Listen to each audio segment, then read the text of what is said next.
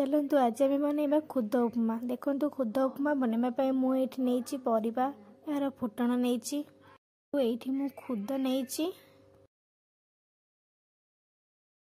बर्तमान देखो ये मु कड़े 2 चामच तेल दे एवं जीरा दे देखो जीरा फुटीगला ए भृषंग पत्र आ पियाज दे देखो पियाज टिके भाजीगला यापर मुझे टमाटो देखो ये मु काटी रखि परिवा गुड़ा को देउछि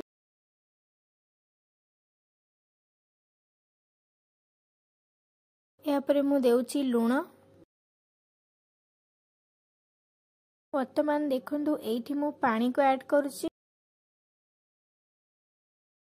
वर्तमान देखो ये फुटीगला पानी मु एबे खुद को ऐड करुछि।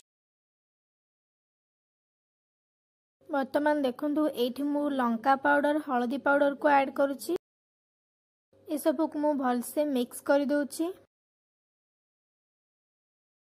वर्तमान देखो आमर एबे खुद उपमा प्रस्तुत हो गलानी।